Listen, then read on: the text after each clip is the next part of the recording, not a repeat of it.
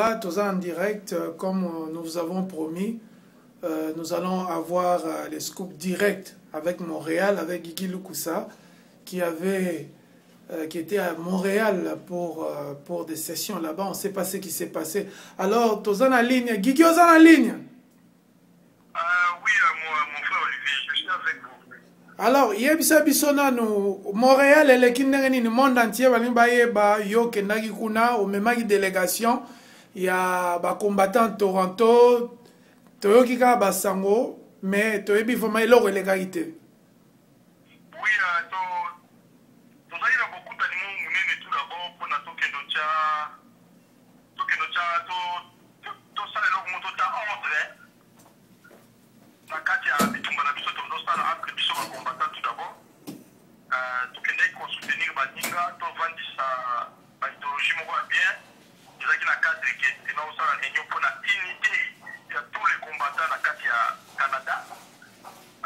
Tout qui est ensemble, les compatriotes na biso sous pour ya Toronto awa ba kondaka pe bazaba élément moko très fort le kola ba Jean-Claude na Bitman bangai mo pe na dalaki wana pour représenter qui Toronto tout qui est ko joindre bandeko na biso ba grand combattant le kola ba Kisongo ba papa ba mo tout na bango bandeko ya Ottawa sans oublier pe bandeko na biso oyo ya Montréal na dalaki wana oyo ba kutaka bibi bango ba ba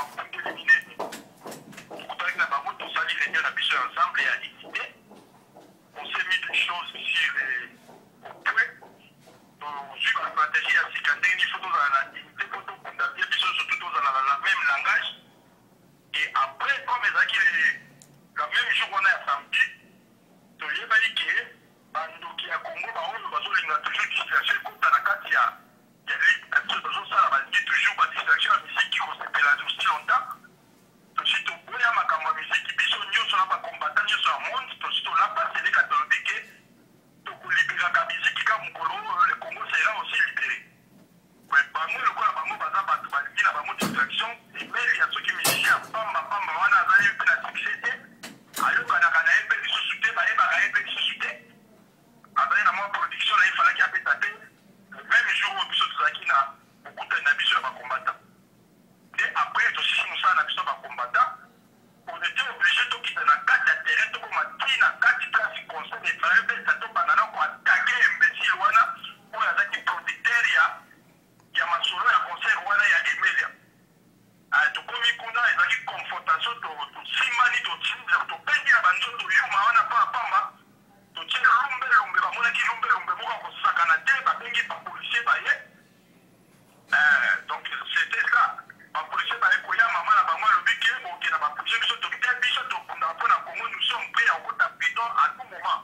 Pour la libération Congo tout est quand la biso nous to za prêt à kufa.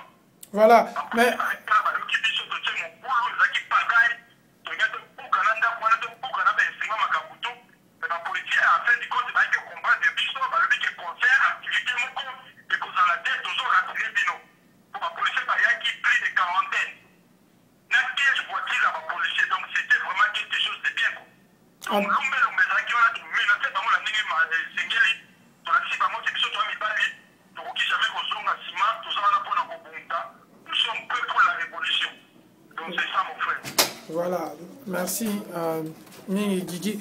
Mais pendant ce qui sa Guigui, décision Nini ba combattant ya Canada bozui par rapport ya concertation, ba ce qui dialogue ba bilo union sezolo babana.